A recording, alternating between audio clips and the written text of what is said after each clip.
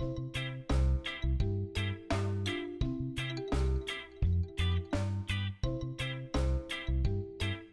am a teacher. I'm going on my 7th year, which is absolutely crazy. I work in an inclusion classroom and I am the special educator in the inclusion classroom, and it is just the best job in the entire world. I am 28 years old and I still do not know how to tie my own shoes. I do not know how to do the whole loop, swoop, and pull method. Whenever I tie my sneakers, I do the bunny ears method. I've tried so many times and I just cannot learn how to do the whole loop, swoop, and pull, so it is the bunny ear method for me on the regular. I went to 6 proms when I was in high school. That's right, 6 proms, and don't get it twisted, I was not like super popular by any means. 2 of my best friends went to a different school and I'm a year above them, so I went to my 2 proms. I went to both of their proms with some of their friends, and then one of my closest friends at my high school is a grade lower than me, so I went to his junior prom and then the senior prom. So yeah, 6 proms I went to, and they were all so much fun. I really had a great time at prom, and to be honest with you, I had a better time at other people's proms than I did at my own prom. I danced for 15 years of my life. I used to specialize in acrobatics, and I used to be able to flip like a freaking frog. I used to be able to do like 15 back handsprings in a row, back tucks, front tucks, aerial, just the whole 9 yards. Adam and I have been dating for 2 years now, and it has been the best 2 years of my entire life. He treats me like a princess every single day. I love him. It is just so nice to be in a relationship with somebody that you connect with on like a mental level and a physical level and an emotional level and just a spiritual level, and it's really awesome. My nickname for him is Boothang, as I'm sure most of you know if you follow me on Instagram. And his nickname for me is Stove. That's right, Stove. S-T-O-V-E. Just don't even ask. Stove. Why? Why? So a long time ago, I set out a goal to buy a house for myself when I was established in my career. So I saved and saved and saved when I got hired as a teacher, and last year I was able to buy my dream house. I bought it in February of 2015, and this is just a funny little story for anybody who's out there looking for a house, who have bought a house before, who's ever been through the process, or is getting into the process right now. It stinks. It is crazy. It is so overwhelming, and I bought my house, like I said, in February when everything went through, but I officially like signed the papers on December 24th, which is Christmas Eve. Now, my parents are crazy about Christmas, so we have this huge Christmas party every year. My dad was working, my mom was cooking, and my boyfriend was working, and my friends don't really know anything about the house buying process, so I had to go sign the paperwork on my own. And I was like, you know what? You're gonna be independent, Allison. This is your chance to like prove yourself, so you're gonna go on your own and you're gonna do this. So I ended up meeting my realtor, and we were sitting there and she was talking about all this paperwork, and she was speaking a different language to me. I don't know, like I said, if you have been in the house buying process before, you know how overwhelming it is to sign the paperwork. It's just like you're signing your life away, and the language that they are speaking is nothing like I have any idea about. So I'm signing the paperwork, and my realtor is talking to me, and she's explaining the whole process to me, and she's using all these words that I just have no idea about, and I can just feel it in my throat. I'm getting that lump in my throat, and it starts moving up and moving up and moving up, and it starts moving to my eyes, and I start tearing up. And my realtor, she didn't really notice at first, but she's like, all right, are you going to do escrow? And I just start bawling my eyes out. Not like cute little tiny cries, like ugly crying. I just started crying and bawling, and I didn't know what to do. My realtor is like, Allison, like, what's wrong? What's going on? And I was like, I don't even know what escrow is, and I feel like I'm making a big mistake. And she was at that point, was like, why didn't you tell me? I'll explain everything to you. And again, at that point, she sat me down and she started talking to me about everything in like layman's terms so I could understand it. So this is just a little side story for you. If you are in the process, don't be afraid to speak up. Don't feel like you have too much pride like I did, because you're gonna end up walking out of that meeting being like, what did I just sign? I have no idea what this means. I didn't even know what escrow was. I still to this point really don't understand what escrow is, but you know what? It all worked out. Speak up for yourself, because that is your realtor's job. They will literally put it in layman's terms. She ended up speaking to me like I was a 5-year-old, because that's what I needed, and it really explained the whole situation more to me, and I ended up buying my dream house. I have no clue what I signed for, but just speak up for yourself, because they will make it a lot easier for you.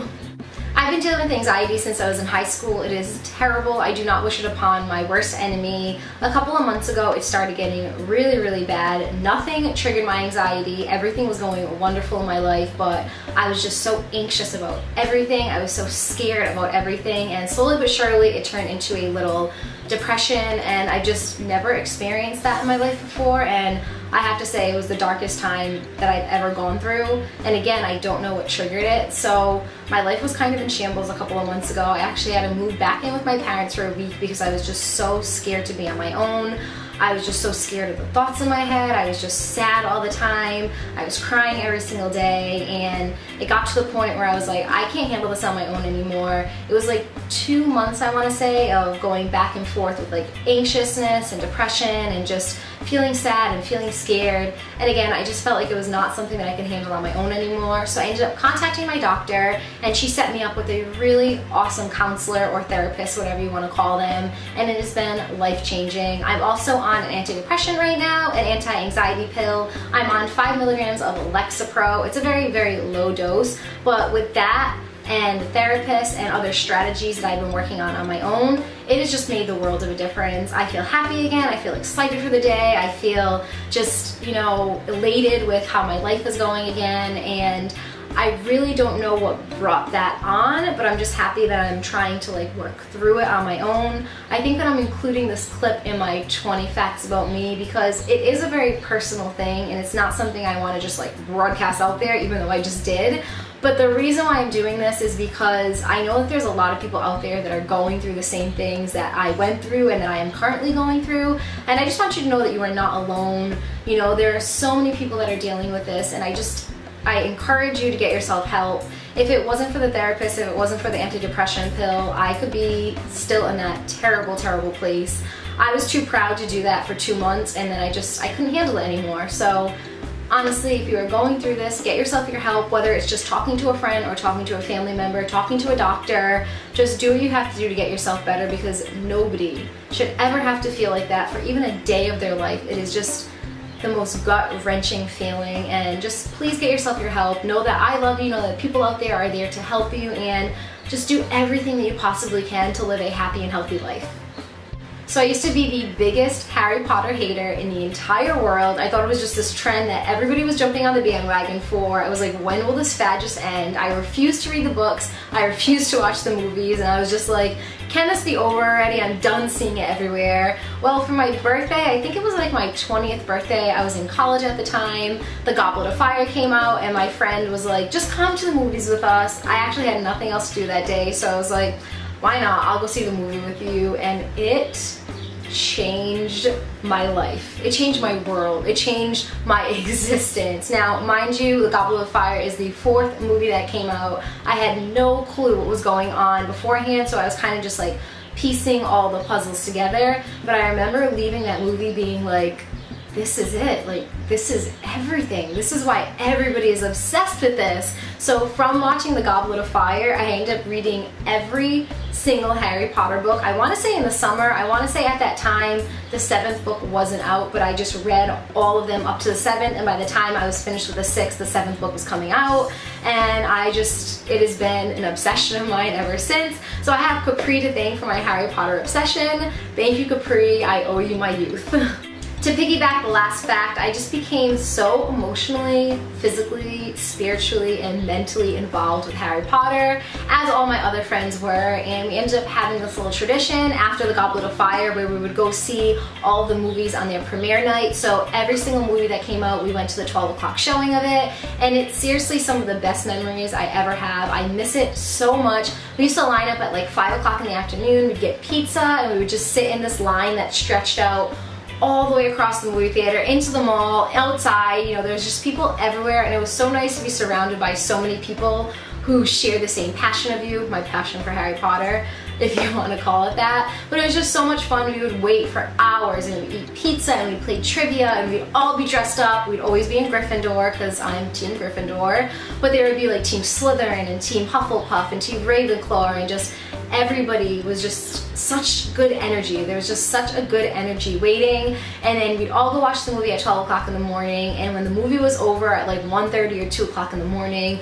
we just could not stop talking about it, and we would talk for hours about it and how great it was and how much we can't wait for the next movie. And I'll never forget the last one, the Deathly Hallows, the second one. When we left the movie theater, it was just silent. Like, nobody could say a word. We were all just like it's really over, and it's so sad. I really miss it. If I could get anything back from my youth, I really would love to just go to one more Harry Potter premiere show, because it was just so much fun. It was just, like I said, such a great energy, and it was really great. Okay, so one more Harry Potter related fact. This is part Harry Potter and part I could have died. So as I just mentioned in the previous fact, my friends and I used to go to all the premiere shows, and we would just get so excited about them. We would buy our tickets like literally a month in advance. And I woke up the morning of the premiere show. I don't even remember which one it was. I want to say it was maybe the 6th movie that came out. And I woke up and I was just very, very sick. I had a sore throat, my ears were killing me, my eyes were all watery, and I was like, no chance I'm missing this premiere. So I went to the doctors at like 9 o'clock in the morning. I ended up having a double ear infection, I had a throat infection, and I want to say there was something else going on.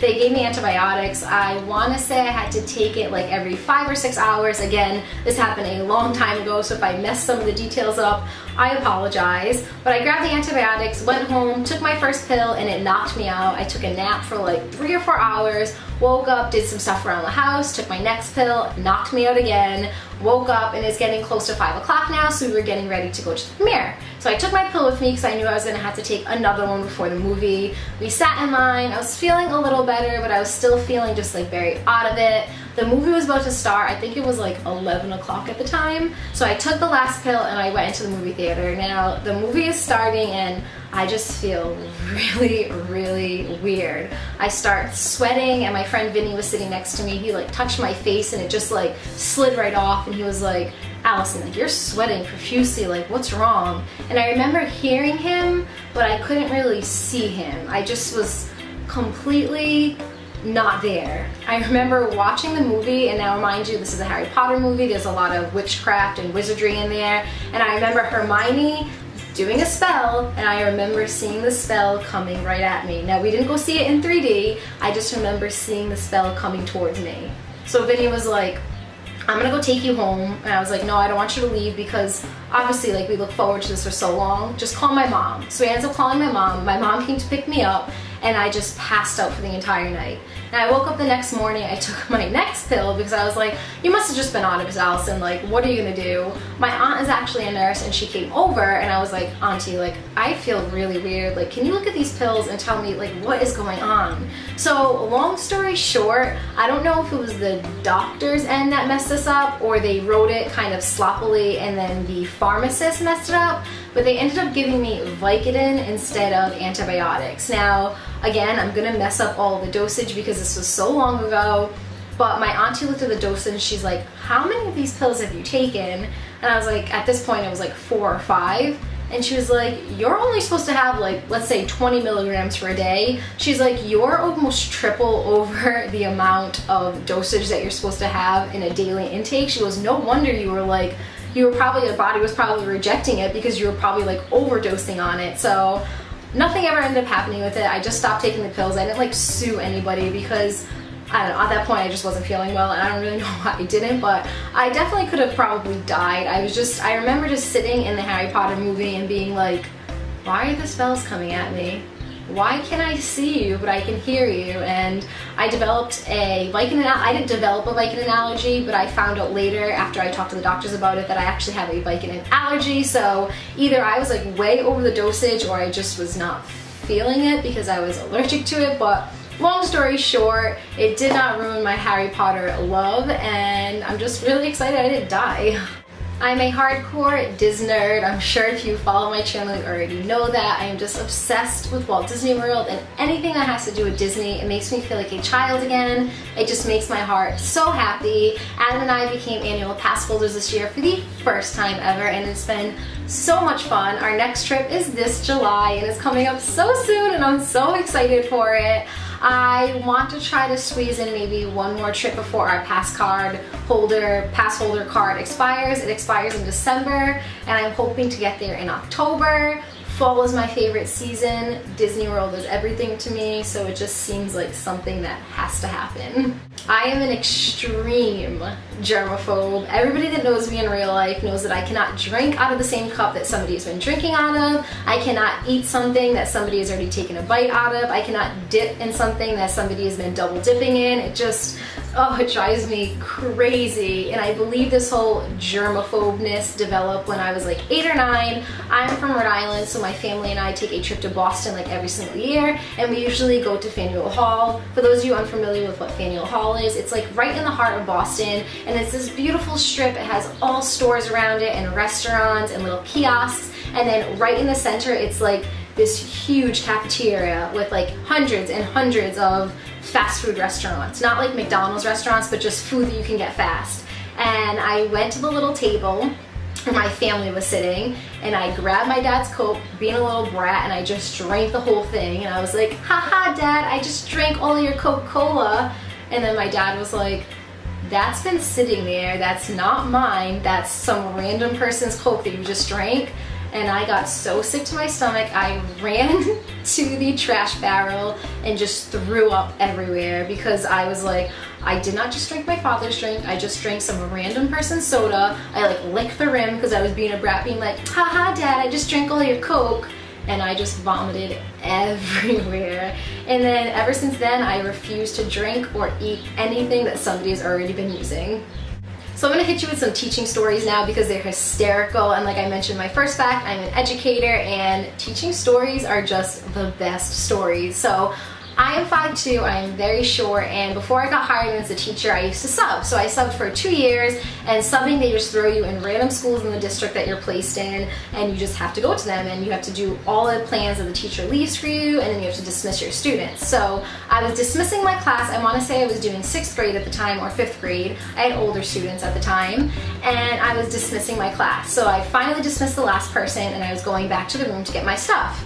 And this teacher starts yelling, like, you cannot be in here. So I'm assuming that this teacher is talking to a student.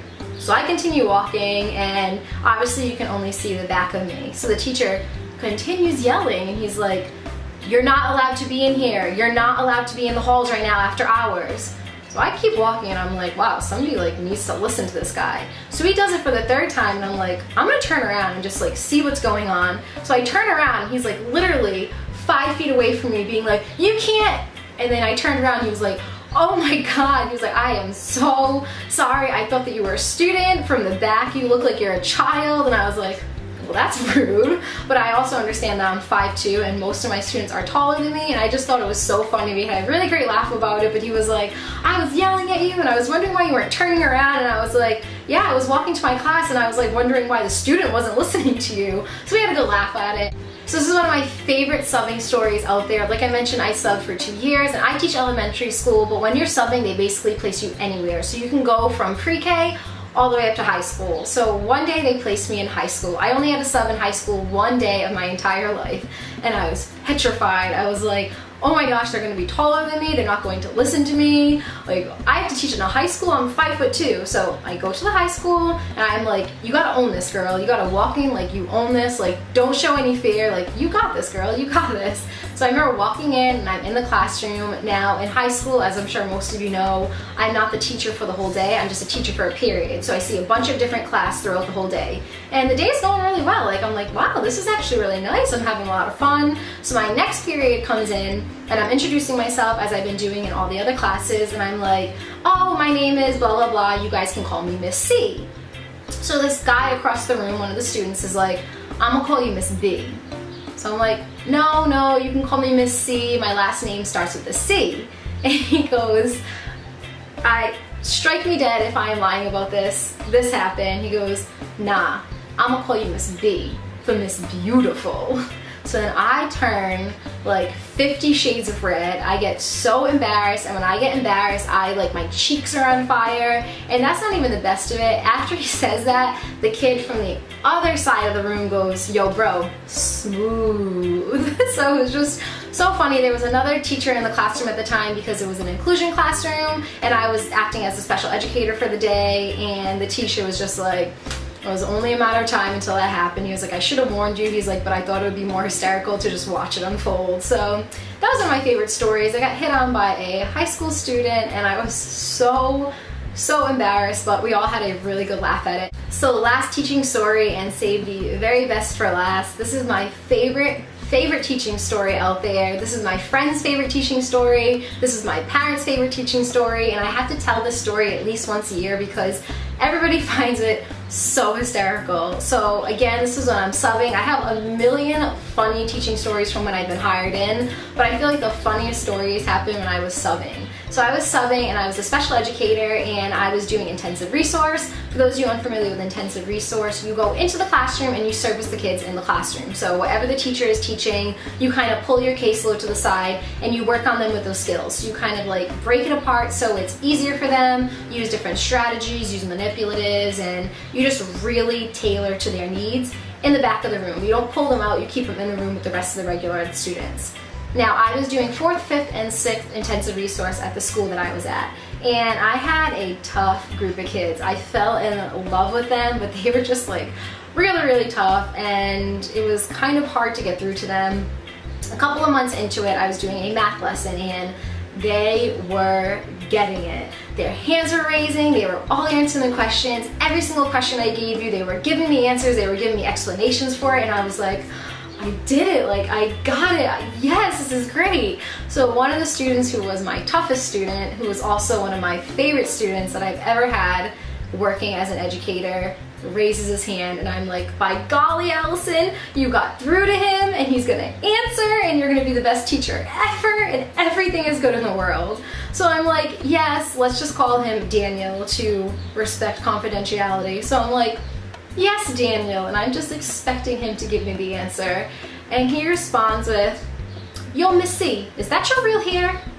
So I'm like, taken back from this, and I'm like, all right, maybe he's going to incorporate this into the math lesson, like just roll with it, just roll with it. So I'm like, yes, Daniel, this is my real hair. Now I have long hair now. At the time, my hair was like just below my, where would you call it? It was really long. It was probably like just above my butt. So it was really long at the time. So I'm like, yes, Daniel, this is my real hair. Why? So he responds with, and again, this is my friend's favorite story. I'm gonna say it exactly how he said it, and he goes, nah, there's just mad girls up in the school that be running around with fake weaves up in their head. So at this point, I'm like, what the heck? And I'm just like, all of my like high that I'm like, yeah, I'm reaching all these kids, and I reach Daniel, like Daniel's gonna answer. I just went from like here to like here. And I don't remember how I responded. I think I was like, if you focus more on your education than you did on how long people's hair is or how many people have weaves in the school, like you'd be an A+ student. But I mean, I'm happy it happened because it's the funniest story. I just love that story. I miss him so much. I hope he's doing well right now, but he was just that typical feisty student who is gonna tell it how it is. And if he wants to ask you if you're wearing a weave in your head, he's gonna ask you if you're wearing a weave in your head. I got my very first job at the ripe old age of 14, and I used to test people's pool water at a pool supply store. So basically people would bring me in a bag of their pool water and I would pour them into these containers, then I would add chemicals to them, and then I would mix it all up, and then I would express to them what was wrong with their pool. And I just thought it was so cool. Like, here I am, this little 14-year-old talking to like these 35-year-old men and women like, you need algicide, your pool has algae in it, or your pool water is coming up very cloudy, you're gonna need some chlorine, or you know, your pool water is perfect, like what do you do? It's amazing. And it was just so much fun. When I was a junior in high school, I tried out for cheerleading and I got cut, and I was so sad and I was so embarrassed, and I just cried to my parents, and I was like, I don't want to go to school on Monday and have to explain myself that I got cut from the team. It's so embarrassing. And my mom was like, Allison, like, you don't even like cheerleading. Like, why did you try out for cheerleading? You are a dancer, you play softball. And at the time, I'd been playing softball for 7 years. And my mom was absolutely right. I knew nothing about cheerleading. I just knew that I was an acrobatist and I just liked to flip. And I thought it'd be really cool to do like flips and the routines at the school.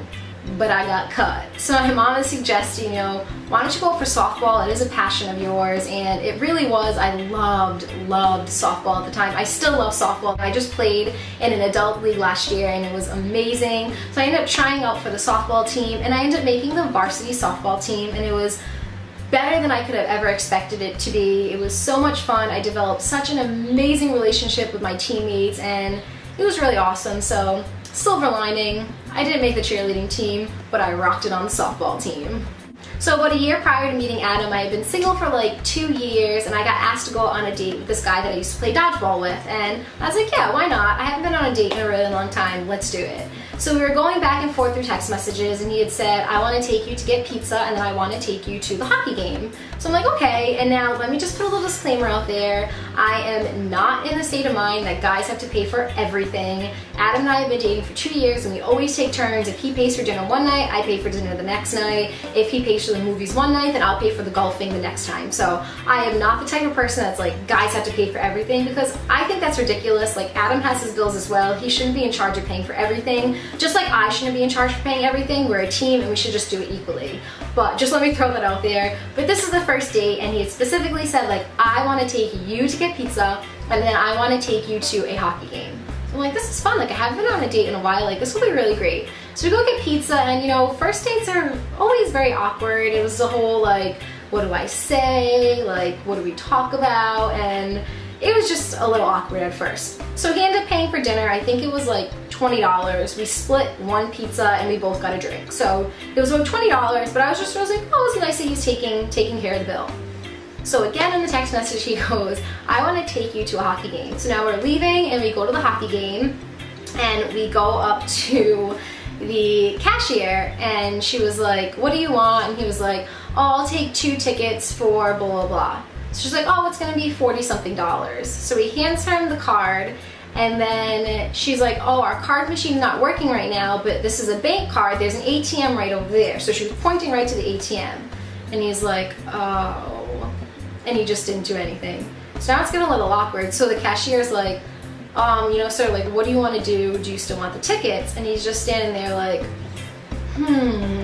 So then, I don't know, it was just so awkward. So I was like, do you want me to pay for the tickets? And he was like, okay, that's fine. So I was like, I cannot believe he just said yes. Like, I was just doing this to be nice.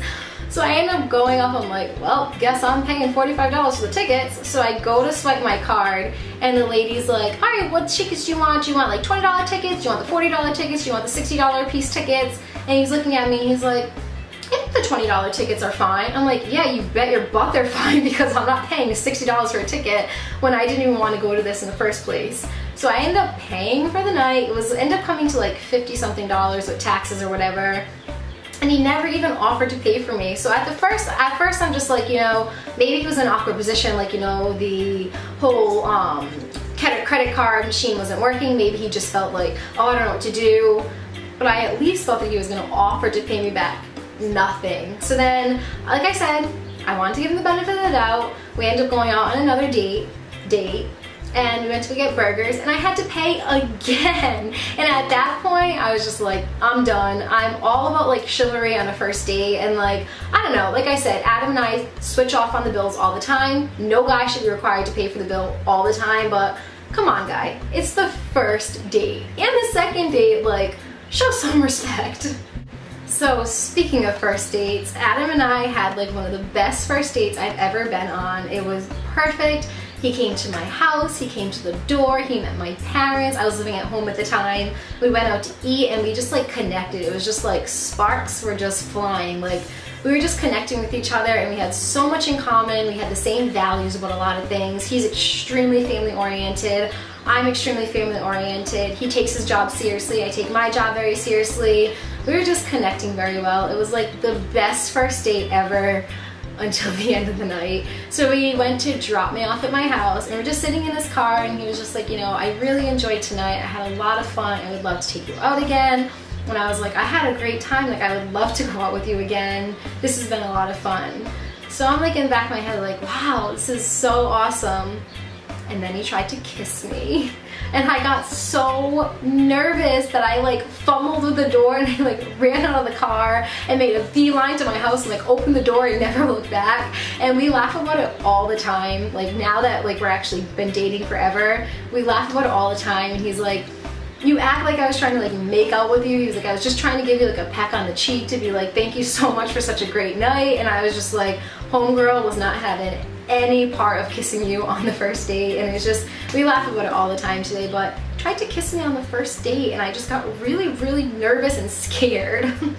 So this next one I'm not proud of, but I was young once, and I was in college once, and I did my fair share of stupid things, and this is probably just the dumbest thing I've ever done. So when I graduated high school, I was 17 years old, and all my friends were 18 years old. Typically when you graduate high school, you're 18, but my birthday was in November, so I was only 17. When you're 18, you can go into 18 plus clubs, and I just could never go with my friends because I wasn't of age, and I was so sick of hearing my friends talk about how much fun they were having. We stayed out at the club until 2 o'clock in the morning, then we went to IHOP, we didn't get home till 4 o'clock in the morning, and I'm just like, cool, I watched a movie and read a book and fell asleep at 10 o'clock. So I was just sick of it, and I was like, I want to be able to experience these things with my friends. So I ended up talking to one of my friends and being like, you need to get me an ID, like I want to be able to get into the club too to have fun. Now this wasn't a fake ID by any means, this was just her old ID. At the time she had turned 18 and she had to get a new ID, so they would take her ID and they would clip the side of it, and you would have like this huge gash in your ID to prove that it's expired. So she's like, I can give you my old one. She goes, I don't know if it's gonna work. And I'm like, just give it to me, I'm desperate and I'll try anything. So I took the ID and I memorized it. Well, I already knew her name, but her address, her height, her weight, her eye color, the street, the address, the zip code, the city, the state. I just memorized it, and I was gonna try it out for the first time. So I went with my friends and I was all dressed up, and my friends were like, you need to own this. Like, don't walk in like you're nervous because they're gonna suspect something's wrong. If they ask why it's clipped, just say that you lost your new one. I'm like, okay, I got this, I got this, I got this. So I go up to the bouncer and I give him my ID, and I'm just like, yep, here's my ID, like, this is me. The girl's name is Ashley. I'm like, yeah, I'm Ashley. Whatever, no big deal, let me get into the club. So he looks at the ID, and then he looks at me. And he looks back at the ID, and he looks back at me. Now inside, I'm like freaking out. I'm like, oh my God, he knows it's not me, like, but just own it, like you are Ashley. So he looks back at the ID and he's like, who's Allison? Now I'm freaking out inside because I'm like, how does he know my real name? Like, no, I'm just like, oh, I don't know, my name's Ashley, I don't know who Allison is. So he looks back at the ID, looks back at me, and he goes, no, seriously, who's Allison? And at this point, I'm like sweating now because I'm like, I'm gonna get caught and I'm gonna have to go to jail, which they probably would never send you to jail for that because they know that you're in college and you're just like trying to have a good time. But I'm just like, how does he know my name is Allison? So I'm like, I don't know, like, where are you getting Allison from? Like, my name's Ashley, like it says on the ID. So he points over here to me, and I was wearing my name necklace. So my parents bought me this really awesome gold name necklace, and it had my name in this really fun font, and I wore it all the time, and I wore it to the bar using a fake ID. It wasn't a fake ID, but I was using my friend's ID that said Ashley, and I was wearing a name necklace that said Allison. So the bouncer ended up laughing about it, and he was like, that's probably the worst excuse I've ever seen for somebody trying to sneak into a club. And he was like, I can't let you in. He's like, I'm gonna let you keep this ID, give this back to your friend. And he was like, don't come back here until you're 18. And I was just like, yep, I just got caught, and I got caught in the worst possible way. So I wore my name necklace when trying to sneak into a bar or a club, whatever, using a fake ID that said Ashley. Like, how stupid could you possibly be? So since that point, I just waited a little bit of time, and I was turning 18 in a couple of months. I ended up just waiting until I got an ID, and you know, sometimes we do stupid stuff in life, and sometimes it just completely backfires, and that completely backfired for me. And the very final fact has to do with you guys, and it has to do with YouTube and just how grateful I am to have a YouTube channel. I never expected it to grow into what it is today. I started off with just like having 5 subscribers. For 1 whole month, I ended up getting like 5 subscribers, and I was just like, I made it. Like, 5 people care about what I have to say. Like, 5 people are willing to subscribe to me to watch my videos, and I thought it was just the coolest thing. And I never expected it to grow to almost 65,000 people that watch my videos and comment and like and share and just are involved in my life. And it's just been, I don't want to get like too emotional, but it's just been, it's such a nice escape for me. It's such a great way to like keep in touch with people and get to connect with people that I otherwise never would have been able to connect with. I've had so many opportunities brought forward to me because of YouTube, again, that I never would have had otherwise. I really appreciate that you guys like my quirkiness and my like dorkiness, because I am such a dork, and I'm not gonna lie to you, I was really nervous about starting a channel about 4 years ago, and then I just went with it, and it's been one of the best decisions I've ever made. I love connecting with you guys, and I really appreciate you guys making this so much fun for me. I really just want to take a moment to thank you for everything that you do for me on my channel, watching my videos, liking my videos, commenting on my videos, sharing my videos, just taking an interest in my life. Like, I know I haven't done like a P.O. box haul at all, but I received such awesome things in my P.O. box, such amazing letters of you guys just sharing your life with me, and I think that's one of the biggest things that I love about YouTube is I get to share my life with you, but at the same time you guys are sharing your life with me, and it's just been absolutely incredible. I wanted to take a moment to thank you from the bottom of my heart for making this so much fun for me, making this something that I look forward to doing each and every single day of my life, and I just want you guys to know how much I love you and how much I appreciate your support. I hope that you're all having a beautiful day. I hope you were able to get through this really long